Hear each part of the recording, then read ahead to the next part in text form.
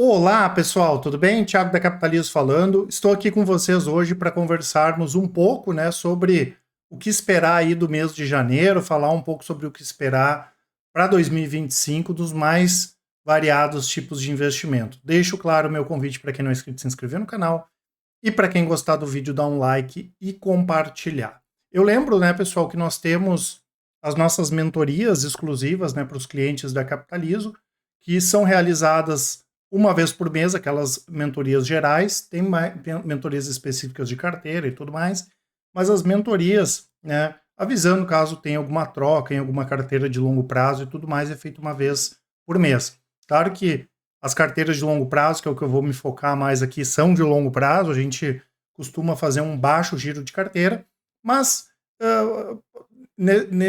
na mentoria a gente e no relatório mensal explica um pouco mais sobre o mercado, tira as dúvidas e também fala onde é interessante para fazer as alocações, variando, claro, do perfil de cada cliente. Nós já realizamos as duas mentorias, tá? A da casa de análise foi realizada na última quinta-feira, dia 2. Para quem não acompanhou, já tá lá no sistema disponível. E da consultoria foi realizada na segunda-feira, dia 6. Tá? Então, os dois vídeos, para quem não participou, estão lá no nosso sistema. Quero começar um pouco, né, pessoal, falando sobre economia, falando sobre política, né? Nós tivemos vários fatos importantes, né? Tem essa questão interna aqui do Brasil, volatilidade e tudo mais, e claro, né, pessoal, ninguém, pelo menos não deveria, o que a gente acredita, sair comprando e vendendo ações ou renda fixa ou fundos imobiliários ou qualquer tipo de investimento, porque mudou o presidente ou o ministro ou alguma coisa assim. Essas notícias de curto prazo, elas mais atrapalham do que ajudam, né? Então é importante que o que nós fazemos é ter uma estrutura boa de carteira, porque essa estrutura é que vai permitir que nós tenhamos ganhos sustentáveis, né?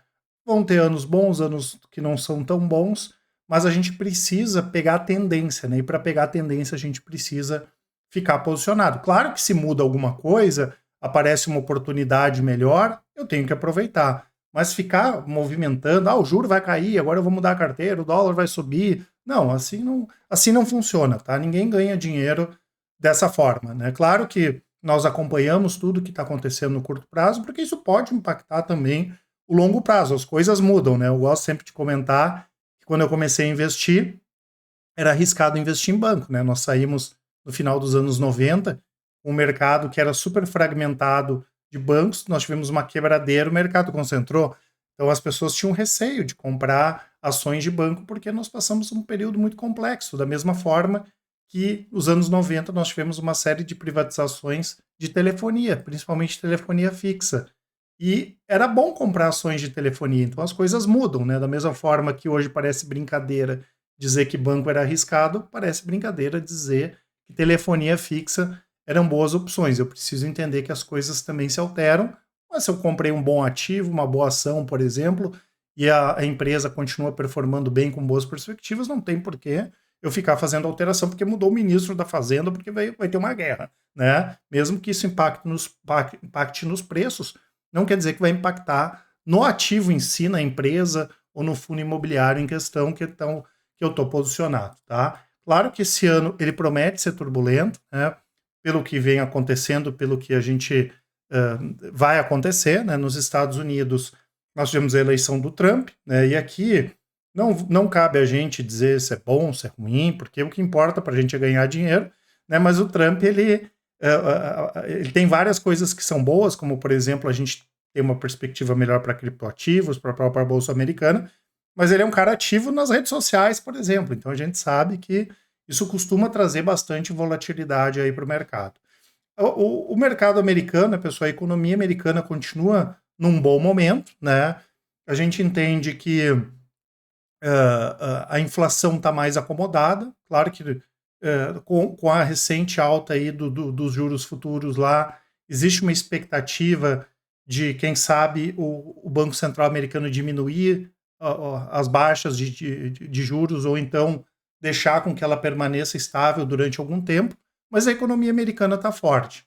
Tiago, a gente pode ter crise, pode ter, né, tem bolha na Bolsa Americana, vai despencar, isso é aquela coisa que a gente fala, né, pessoal? Até um relógio acerta a hora 2 vezes por dia, né? O risco não está nas coisas que nós conhecemos, ela está nas coisas que nós não conhecemos, como, por exemplo, a pandemia, né?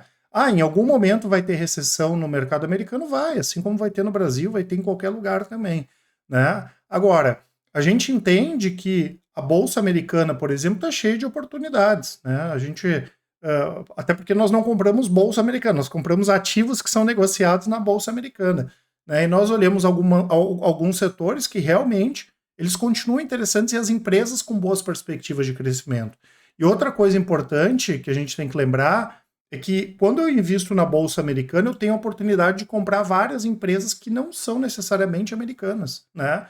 E eu já comentei algumas vezes que o crescimento global ele vai vir dos próximos 15, 20 anos, classe média de China, classe média de Índia, ou primeiro Índia, depois China, e depois a economia americana. O crescimento global vai ser puxado por esses lugares, né? Então nós já temos uma preocupação, por exemplo, de ter exposição também fora dos Estados Unidos, né? Hoje, as empresas que nós recomendamos de forma internacional, e mesmo empresas aqui no Brasil, mais de 50% da receita vem de fora do mercado americano, né? Então, eu consigo me expor a esses mercados que vão crescer bem dessa forma, né? A gente teve agora, essa semana, a Microsoft, por exemplo, anunciando 80 bi de investimento para inteligência artificial de dólares e pelo menos 3, 4 bilhões de dólares esse ano para a Índia, né? A Índia é um dos lugares que mais vai crescer, principalmente a classe média.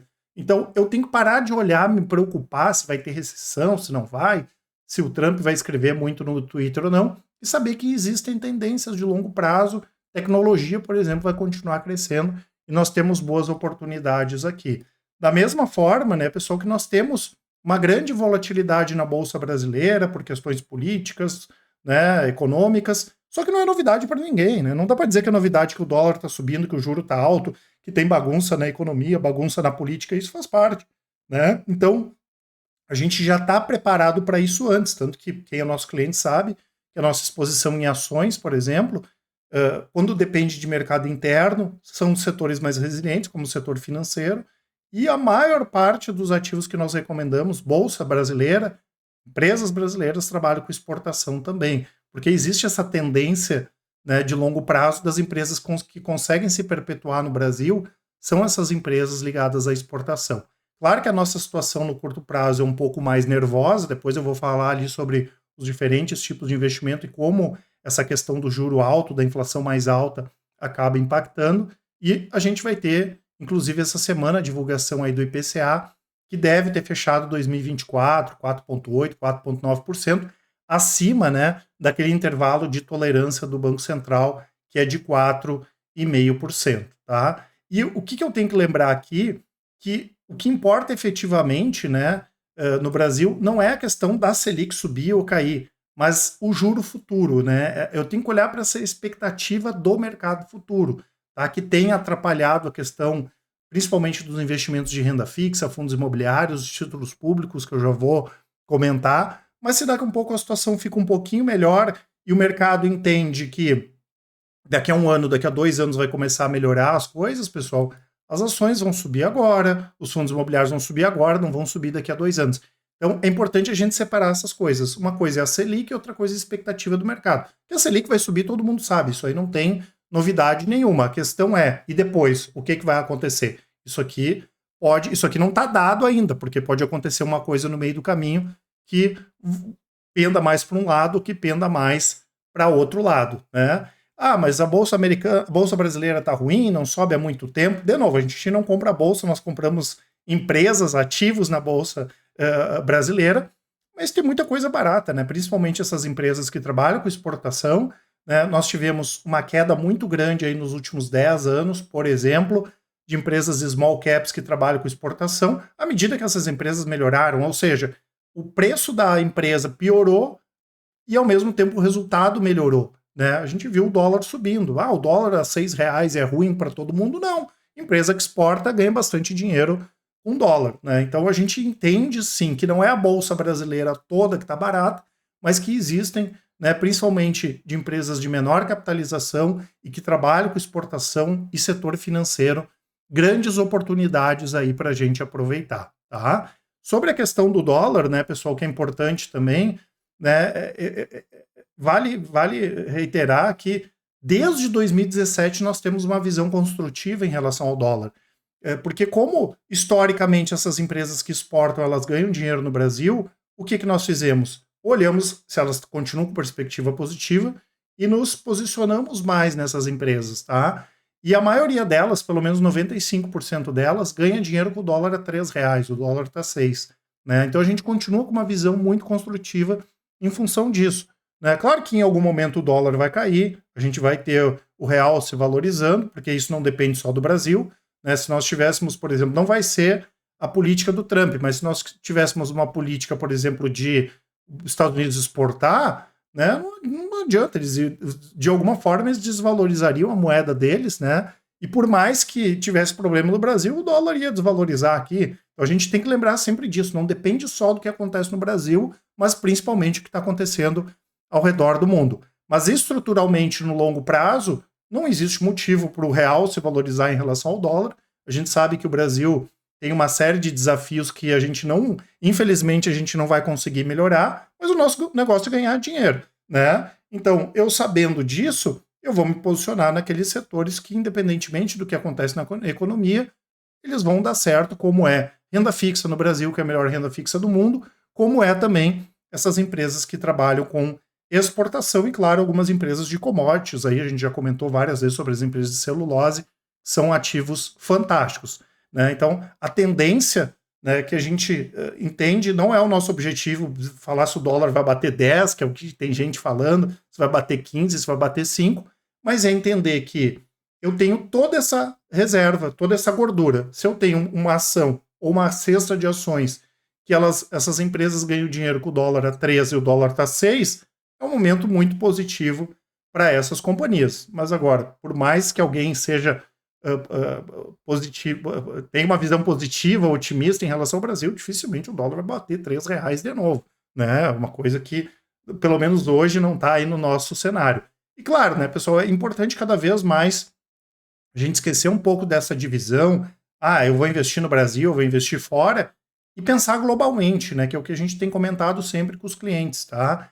Pensar globalmente é importante, porque se eu vou investir no Brasil, se eu vou investir na Tailândia, se eu vou investir na Petrobras, no Banco do Brasil, tanto faz, eu quero ganhar dinheiro, né? E existem oportunidades que são melhores num lugar do que no outro. Por exemplo, renda fixa no Brasil é melhor que nos Estados Unidos. Banco no Brasil dá mais dinheiro que banco na Europa. Small cap no Brasil é melhor que small cap americana. Empresa de tecnologia americana é melhor que empresa de tecnologia brasileira. Então, eu posso pensar dessa forma e eu vou conseguir me expor justamente aproveitando esse crescimento de vários outros países, porque infelizmente, né, pessoal, o Brasil ele vai cada vez mais ter uma relevância menor em relação ao mercado global, tá? Tanto que no final do ano nós tivemos a Arábia Saudita ultrapassando o Brasil no índice de mercados emergentes, né? Hoje esse índice, o MSCI, né, a China representa 27% do índice, Taiwan 19%, Índia quase 20%, Coreia 9%, Arábia Saudita 4%, ultrapassou o Brasil. 4,08% Arábia Saudita e 4% Brasil. Depois é África e México, que dificilmente vão, né, conseguir ultrapassar o Brasil aí. Então, por mais que o Brasil cresça, pessoal, né, por mais que o Brasil vai dobrar o crescimento, China, Índia, Taiwan vão crescer mais, né? Principalmente em função dessa questão da classe média. Então, é importante eu pensar dessa forma global, né, e cada vez mais profissionalizar os meus investimentos. É importante lembrar que o que importa é ganhar dinheiro. Né? Mas eu não quero ter ações fora do Brasil, não quero ter BDRs. Esqueçam isso, isso é besteira, tá, pessoal? O que importa é a gente ter uma boa carteira, ter uma carteira equilibrada e que a gente não dependa da economia brasileira, né? A maior parte das pessoas que está me assistindo aqui mora no Brasil, trabalha no Brasil, tem todo o risco no Brasil e vai ter todos os investimentos no Brasil também. É uma coisa que não faz sentido, né? Então, é importante pensar sempre dessa forma global, tá? Então, o Brasil tem muita coisa barata, pode dar crise nos Estados Unidos, mas tem muita coisa boa para se comprar lá também, principalmente em ações, tecnologia, e renda fixa está no momento excelente aqui no mercado brasileiro. Em relação à Bolsa e os principais indicadores, né, pessoal, a gente recém começou o ano, né, o Ibovespa está com queda de 0,5%. O ano passado o Ibovespa caiu 10,4%, foi o pior ano desde 2021. O IDIV caiu 1,6%. No ano passado o índice de dividendos caiu 2,6%. O índice de small caps 0,4%. O ano passado caiu 25%. Né? Tem muito small cap barata, que é o que eu estava comentando com vocês. O SP em reais, ele caiu 1% esse ano, subiu 58% no ano passado, né? Seria como o IVVB 11. O dólar cai 1% esse ano, subiu bastante o ano passado, né? Lembrando que mais de 20%, lembrando que a Bolsa Americana, por exemplo, vem caindo aí nas últimas semanas e a alta do dólar vem compensando a queda da Bolsa. Por isso que é importante essa questão de ter o equilíbrio na carteira. O IFIX está com baixa de 1%. No ano passado o IFIX caiu 5,9%. E o Bitcoin abriu o ano aí com baixa de 2,3%. E o ano passado subiu 121%. Tá? Eu quero botar os gráficos aqui, né, pessoal, só para a gente ter uma ideia da visão aí de médio prazo.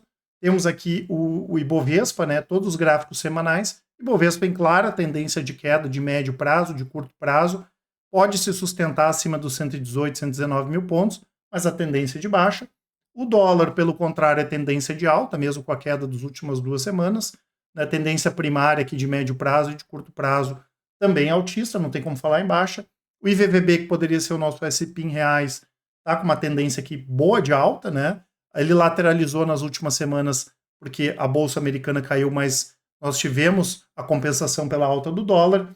E o Bitcoin aqui representado pelo QBTC, que é um dos ETFs da Bolsa, que tem Bitcoin na carteira, tá uma tendência de alta, né, de longo e médio prazos, e no curto prazo lateralizou aqui, bem em cima dessa parte superior do canal altista, mas não tem como falar em queda, né, em tendência de queda nesse momento para o Bitcoin, tá? Lembrando que eu vou deixar para vocês, pessoal, agora no dia 15 nós vamos fazer uma live muito interessante, né, falando sobre principalmente essas oportunidades em micro e small caps, também com empresas do setor financeiro, exportação aqui no Brasil, tá? Vai ser no dia 15, 19 horas, as informações aqui na descrição do vídeo. E claro, deixar para vocês aqui o nosso site, tem as assinaturas da Capitalizo, da Casa de Análise, a Research, a consultoria para quem tem valores acima de 300 mil, vou deixar o nosso contato, né, pessoal? Nos chamem no WhatsApp ali, o pessoal sempre vai estar à disposição para atender vocês. E quero comentar um pouco sobre o nosso desempenho, né? Historicamente, pessoal, eu desconheço gestora, casa de análise, que tem os resultados comprovados que nós temos e que desempenhou melhor que a gente. Eu desconheço, tá? Vocês podem procurar, ainda mais levando em conta a quantidade de estratégias e carteiras que nós temos. Como eu falei, nós não vamos ganhar dinheiro todos os anos, isso não existe, né? Mas a gente vem performando muito bem. E o ano passado foi um ano ok, não foi o melhor ano da história da Capitalizo, mas não aconteceu tragédia. Eu acho que isso é o principal, né? Eu primeiro tenho que pensar em perder pouco, depois perder menos um pouquinho, mas nunca deixar acontecer tragédia. A partir do momento que as coisas, quando elas não ocorrem da maneira que a gente esperava, eu perder pouco, né?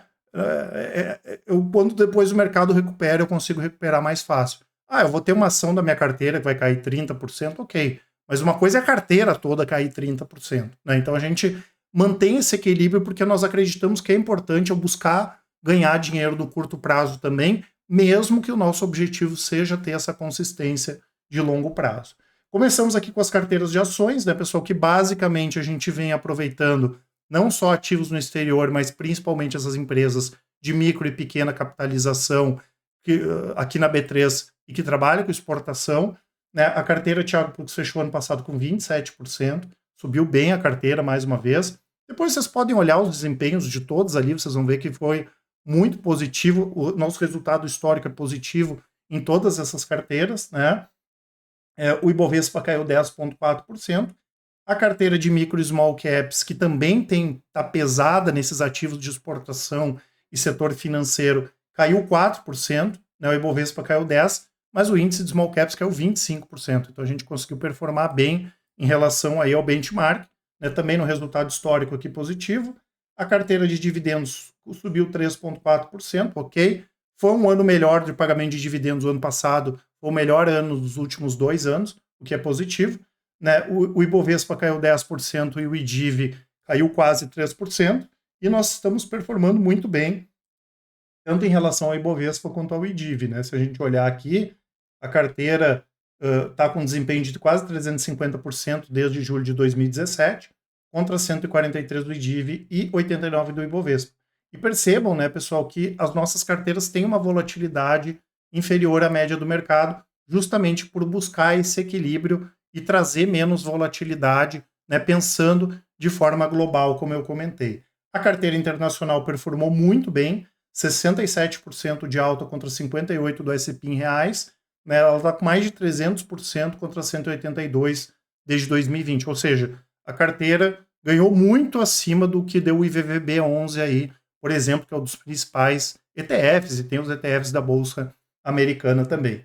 A carteira de FIIs e REITs, ela subiu 2,4%, enquanto o IFIX caiu 6%, né? Ok, aqui fechou praticamente estável, foi um ano bom também de pagamento de dividendos no ano passado. Ela também está com um retorno bem acima do IFIX desde 2017, 146 contra 40%. A de fundos de ações fechou zerada, né? A gente tem fundos internacionais também, mas os fundos brasileiros acabaram puxando um pouco o retorno para baixo, 0,1 contra menos 10 do Ibovespa, mas no histórico também 295 contra 62. Aqui a gente mantém a mesma posição, não alterou nada, aproveitando, né, esses ativos, os mesmos fundos no Brasil e no exterior. E aqui na parte de fundos imobiliários e REITs, né, pessoal, aproveitar, por exemplo, os fundos de infraestrutura que não têm imposto de renda, operando aí 15, 20% abaixo do valor patrimonial. A gente, inclusive, recomendou alguns dentro da carteira de fundo imobiliário, mesmo não sendo fundo imobiliário, porque tem muita coisa interessante, né? Essa parte de renda fixa, pessoal, prejudicou as nossas carteiras, né? Tanto que as carteiras diversificadas perderam do CDI, menos a agressiva, né? Elas foram beneficiadas porque a gente tem uma posição em criptoativos, mas a carteira de renda fixa deu 1,5% contra quase 11% do CDI, né? E por que isso? Porque a gente tem uma exposição grande de IPCA+, e esses títulos sofreram com a marcação ao mercado. É momento de ficar preocupado? Não, eu só não vou colocar dinheiro de curto prazo nesse tipo de aplicação.